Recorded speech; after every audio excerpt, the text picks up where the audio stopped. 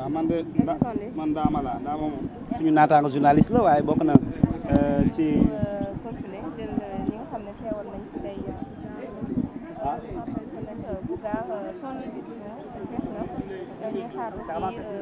merci beaucoup maa ngi leen di. ma jege si waaw. merci beaucoup maa ngi leen di nuyu tey moom presse bi xaw na fee bari. mais démb na pourtant journaliste lañ fi convoqué gisuñu woon presse bi tey ñu convoqué keneen ngeen ñëw bàyyi leen nii ngeen di def da leen ñëw dimbali presse bi. waaw ayca ñu commencé kon. ban appréciation nga am ci convocation bi d'abord. waaw xam nga Bougane de ci ñoom la bokk benn ça c'est un constat qu'il faut faire il est un membre de la coalition Diomaye président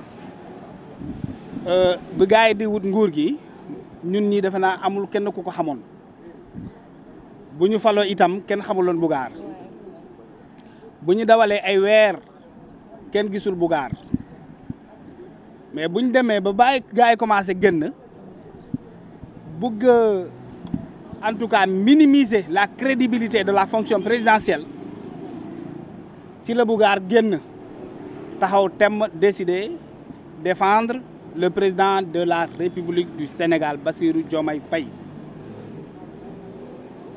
mu nekk ci dynamisme boobu mu fës ci lool nag il n'a défendu que la première institution de cette république là man ci loolu laa xam Bougane ensuite ñu dem ay recherche xam ne kii ci coalition Diomaye la bokk plus tard on s'est rendu compte qu'il avait un parti panafricain que wax panafricanisme sa xel dellu ci ay pratiques Ousmane Sonko moom moo daan jël photo Thomas Sankara teg moo daan jël photo Mamadou Dia teg buy wax moo daan jël photo le professeur Cheikh Anta Diop teg donc Bougane ci courant wu politique bi nga xam ne Sonko ba woon moo xam nga léegi nekkatul panafricaniste moom waaw oui y avait Sonko 1 et Sonko 2 il y a Sonko 1 Sonko 2 il y a le Sonko que nous avions connu auparavant c'était le Sonko qui était un panafricaniste aimé par les panafricanistes voilà adulé par les jeunes panafricanistes ndax ci xale yi ba falu rek jël photo Cheikh Anta Diop xotti sandi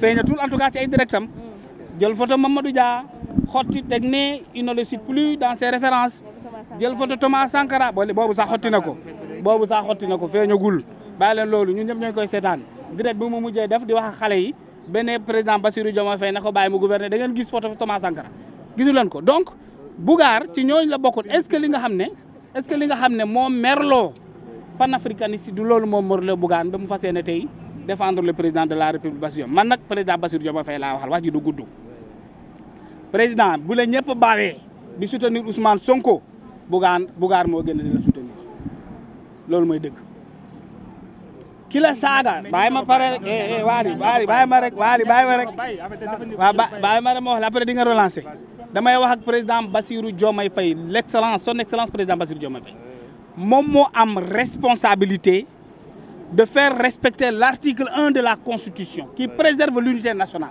muy ci Constitution président Bassirou Diomaye Faye moo am responsabilité boobu c'est pas le premier ministre moom mi nga xam ne moo am responsabilité boobu moom la Bougane décidé défendre soutenir devant les attaques multiples et répétées des membres de PASTEF muy benn son excellence le président Bassirou Diomaye Faye bu la Azoura saaga ci woy jur bu jigéen ñëpp a dégg ko dara fekk ko ci fii la ñu fekk n'est-ce pas et pourtant Azoura bu mu saaga président Macky Sall dañ ko convoqué yow nga nekk président en exercice Macky Sall nekkul président en exercice Azoura saaga ko ñu convoqué ko président foofu laa yem junj nag doy na borom xel benn quand on a pris Azoura Fall yóbbu ko garde à vue ton premier ministre son excellence le premier ministre Ousmane Sonko comme ñoom noonu lañ koy waxee il a pris les moyens d'état parce que oto bu mu dawal du otoom oto état la mu dem seet ci ki nga xam ne da la saaga ci waajur ba léegi il est libre en prison fexe ba mu génn loolu fii lañ fekk et pourtant on est sur le point d'envoyer en prison ce seul membre de votre coalition présidentielle en prison et qui te défend tous les jours léegi nag bu dee fulla gi nekk ci premier ministre ba mu défendre militant am yaa ngi dëgg gisuñu ko ci li nga xam ne mooy kaawu Bougane bi on va se poser des questions est-ce qu'il y aura quelqu'un qui osera défendre le président de la République dans ce pays-là. waaye non waaye il faut arrêter ça c'est on est habitué à cette musique de troubadour cette danse classique on est habitué yaa ngi dégg miin nañ ko quand Sonko insulte c'est le premier ministre s'il est insulté donc quand Sonko insulte c'est le président de parti et s'il est insulté c'est le premier ministre ça on est fatigué avec ça on a l'habitude de l'entendre beneen bi mooy Bougane dit tout haut ce que beaucoup pensent tout bas et dans une république normale les sujets sensibles il faut oser les indexer mais vous êtes de la presse. Pourquoi est-ce que vous ne vous interrogez pas sur la première partie du texte de Bougane, son introduction, pourquoi il a indexé Akhenaton? Qu'est-ce que Akhenaton a dit par rapport aux armes? Mais il faut faire la recherche. Qu'est-ce que Guy Marius Sagna a dit par rapport à des armes yoo xam ne jënd nañu ko war ko jëbbal ay rebelles? Posez-vous cette question-là. Qu'est-ce que Waly Diouf Bodian a dit sur ce sujet sensible? Avant d'interroger les propos de Bougane fu mu tàmbalee foofu ngeen war a commencer def c'est ça le rôle du journaliste aussi lan moo tax Bougane lier cette question si sensible à Waly Diouf Bodian à Guy Marius Sagna mais aussi à qui d'autre? À Akhenaton. Ousmane Sonko il n'a fait que lui rappeler. Mais selon toi la moo tax mais Ousmane Sonko c'est le premier ministre non man je n'ai rien à dire par rapport à ça. Man, je ne suis pas là en tant que journaliste. Je dis aux journalistes du Sénégal de faire une enquête. Là, je suis là au nom d'un front politique qui s'appelle le Nouveau Front Force Alternative. Demandez, quand vous lisez le texte de Bougane, il a posé au minimum 5 questions. Mais allez à la recherche de ces questions-là, on verra ce que ça va donner. Où sont les journalistes là? Les journalistes d'investigation. Pourquoi ils ne cherchent pas? Ana Babacar Touré xewulo. Et pourtant Bougane leur a donné une piste de réflexion. Mais il faut qu'on soit sérieux dans ce pays-là. Quand on Sénégalais, citoyen lambda, autant que Bassirou a la responsabilité de protéger ce pays, c'est comme ça que nous avons tous la responsabilité de protéger l'unité nationale. Allez-y chercher des réponses à ces questions de Bougane. Pourquoi le nom de Guy Marius Sagna y figure? Pourquoi le nom de Akhenaton y figure? Pourquoi Waly Diouf Bodian est cité? Tiens, il faut trouver ces réponses-là. Et peut-être ça vous aidera à comprendre la posture aujourd'hui de Bougane qui est un acteur politique membre de la mouvance présidentielle. On ne défend pas le diable, on défend la République. Loolu mooy dëgg. Président Bassirou Diomaye Faye ki taxaw pendant que tout le monde di la xas di weddi sa légitimité présidentielle, c'est ce Bougane-là qui vous a défendu. Loolu mooy dëgg. Pendant que le premier ministre Ousmane Sonko a osé à la télévision te dire, vous, en tant que président de la République, du haut de votre responsabilité nationale, bàyyi ma gouverner, c'est Bougane qui est sorti vous défendre. Quand Guy Marius Sagna a contesté ta légitimité, a contesté ces 54%, c'est ce Bougane-là qui est sorti vous défendre. Défendez-le autant qu'il vous défende pour le bien-être de ce pays-là. Voilà. Foofu la. Déjà bëgg naa xam tey yaa ngi koy wax sànq mu di défendre Bougane c'est normal parce que gis nañ ne institution yi lay défendre mais quand même ndax gisoo ne texte bi nga xam ne nii bind na ko quand même kon am na loo xam ne nii waroon na ko ci rectifier pour que quand même gën a apaiser li nga xam ne nii moo di relation entre lui le premier ministre Ousmane Sonko et les gens de la coalition Diomaye Président. Il n'y a pas de question sensible dans une république. Il faut oser le sujet, il faut oser les discuter. Xam nga ñun Sénégal dañoo ñemee ay nëppal ni ba dara xëy rek ba teñu yóbbu ñu ñun ñëpp ci musiba loolu amul ci république. Il faut oser man d'ailleurs je remercie l'audace de Bougane. C'est une audace républicaine bien sûr. Il ose mettre le doigt là où ça fait mal. C'est ça la vérité. Ça doit interpréter en premier lieu l'État du Sénégal pour dire Bougane, vous êtes membre de notre coalition présidentielle, vous avez cité tel et tel et tel, si vous avez des pistes pour une enquête, mais qu'il soit interrogé dans ce sens-là. Pas pour qu'il soit amené. Parce que si vous imaginez, par malchance que Bougane ait raison. Ah bon? Oui, imaginez par malchance que Bougane ait raison. Que ses propos puissent avoir un soubassement solide. Si toutefois cela était vrai, vous imaginez? Imaginez qu'une seule fois, que la France soit actuellement en train de vendre des armes à la rébellion en Casamance. C'est des questions. J'ai dit image parce que mais la raison, elle est faite pour cela. Imaginez si toutefois Bougane a raison que la Turquie vend des armes à la rébellion en Casamance. Et que la France continue de vendre des armes aux rebelles en Casamance. Imaginez, j'ai dit, si cela était vrai. Et pourtant, il aurait pu peut-être ouvrir une piste qui puisse permettre d'interrompre cela. Il y a de ces sujets-là, il ne faut pas les considérer comme des sujets sensibles et refuser d'ouvrir les yeux pour peut-être voir ce qu'on est en train de nous montrer pour des considérations politiques. Attention, hein, il faut creuser. Je demande à l'État du Sénégal de creuser, de ne pas minimiser ces déclarations, d'aller à l'enquête, de surveiller le port autonome de Dakar. Parce que Bougar l'a dit, il ne faut pas le minimiser, hein, parce qu'attention, ce pays-là, tout fuit. Hein. Tout ce qui passe la nuit à la présidente de la République, le lendemain, ça vend des journaux au plateau. Attention, nous sommes au Sénégal, hein, les robinets ici ne sont pas carrément fermés. Ça coule par petites gouttes. Non, mais cette réunion-là, peut-être il a mal dit. Il y a ce qu'on appelle le Conseil d'État. Le Premier ministre ne siège pas là-bas. C'est le président de la République, les généraux, ensuite les renseignements. Ce n'est pas la place du PM. Peut-être il a mal dit. Et s'il est vrai encore, consommation que vous siégez là-bas, qu'il ne viole pas l'organisation de l'État. Il y a des choses, c'est exclusif au président de la République. Qu'il laisse le rôle qui est dévoué au président de la République, que ce rôle-là soit exclusivement pour le président de la République. Il faut que nous disions, ma wax ko ci wolof pour mu leer comme dëgg bi fii ñu bëri dégguñu tubaab dama ni Bougar lu mu wax su doon dëgg la ndax jotul ñu bàyyi xel port autonome de Dakar. Bougar dafa dëggal ay waxam. Il a posé des questions. Moi j'ai vu des questions posées et il a alerté et il a donné un conseil. C'est qu'il faut savoir lire les textes. Bougar c'est un enseignant. C'est un enseignant. Dans un texte il y a une chronologie. Dafa am nu ñuy bindee dafa njëkkee poser juróom-ñaari questions. Ensuite, j'ai un conseil. C'est un conseil qu'il a donné. Est-ce qu'il est interdit dans ce pays de conseiller le Premier ministre? Est-ce qu'il est interdit dans ce pays d'alerter le président de la République?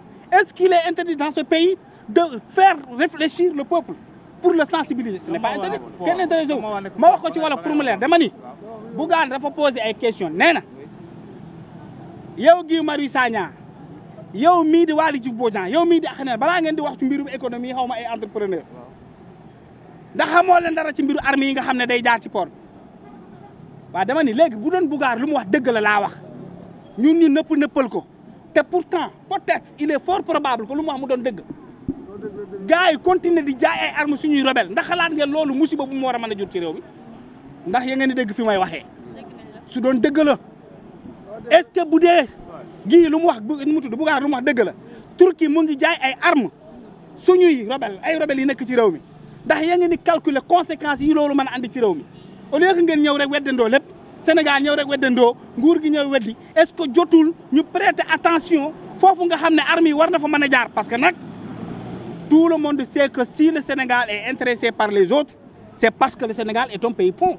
xam nañ lu muy signifier Sénégal c'est la partie la plus continentale de l'Afrique président moo taxaw nee na c'est à 6 heures de vol des États-Unis d'Amérique léegi na Europe c'est à 3 heures 4 heures de temps te ñun dañoo am 700 kilomètres de côte les terroristes au Mali et partout sont intéressés par le Sénégal parce que tout simplement s'il y a une négligence dans la sécurité nationale ça peut être un pont par lequel tout peut passer pour alimenter les djihadistes, leurs financiers et si ça passe jusqu'au Mali pourquoi ça ne pourrait pas passer au sud du pays?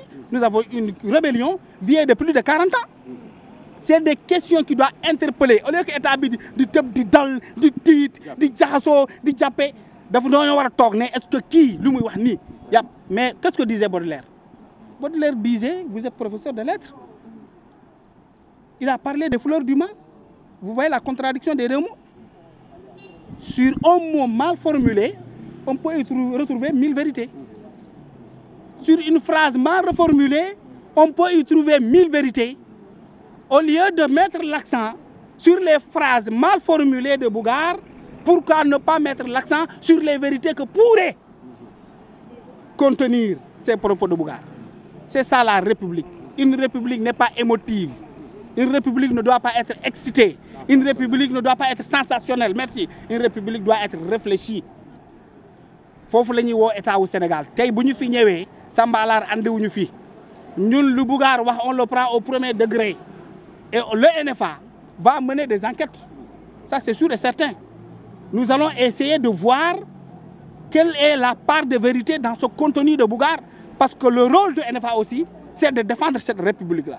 Il ne sera pas question que des gens puissent avoir ce rêve-là.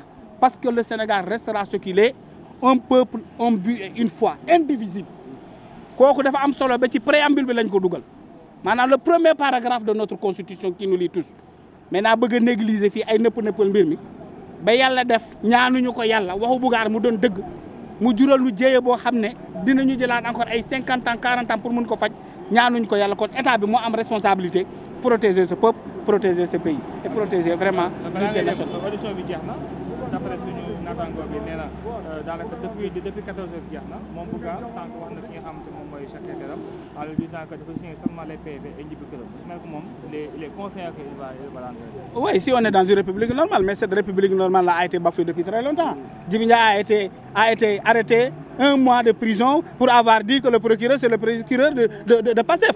Si on a vécu cela, Moustapha Diakhaté a fait 52 jours de prison, parce que tout simplement, il a utilisé le mot gougnafier. Vous voyez, on le prend pour 45-55 jours, finalement, il y en a 15 jours le condamné. Donc si toutes ces pratiques ridicules, nous avons eu à les assister dans ce pays-là, mais nous on pense qu'il ne va pas rentrer, parce que quand même, nous savons le procédé, nous savons le mode opératoire, et Bougane dérange parce qu'il dit la vérité. Mais j'interpelle le président de la République. Si vous n'êtes pas capable de défendre celui qui vous défend, vous ne serez pas capable de vous protéger devant l'assaut des ennemis. Voilà. Kandé ndax yaa ngi xaar quand même ñu booleel ko ci ay atteinte à la sûreté de l'État ak it offense à une personne exerçant une partie wala les parties des prérogatives que le président. Attends-toi que tout le code pénal soit déversé sur Bougane. Tout le code pénal. Tout le code pénal. Attends-toi, mais attends, parce que on connaît ce pays-là, quoi. Si pour rien du tout, on a dit que, mais on a vu combien de fois le procureur a utilisé en tout cas ce délit-là qu'il a inventé lui-même. Hein? Ay propos de nature à offenser une personne exerçant une ou partie des prérogatives du président de la ça a demee tribunal ñu dindi ko boobu sax boo moytu moom la ñuy njëkkee tegaat encore waa ji. mais quand même deux journalistes d'information, l'affaire Doudou Coulibaly waaw nooy jàng noo gisee processus bi ak li nga xamante ne yóbbu na ko ci flagrant délit. waaw Doudou damay ñaan nag autorité judiciaire yi man damay ñaan foofu damay ñaan ces propos wax naa ci démb dinaa ko waxaat tuuti bandi la leen wax sa waay bu ñu dajee léegi dama la ne yaay bandi aaji bi yow su ma solee lu garaaw nga naan ma boy da nga bandi moo boobu du saaga Sénégal ah parce que nag wax naa ko léegi nit wax na fi président wax ju gën a ñaaw bi nga posé fii léegi question ñëw naa sa nopp ne la ko mais yaay bandi te pourtant mero parce que du saaga quoi.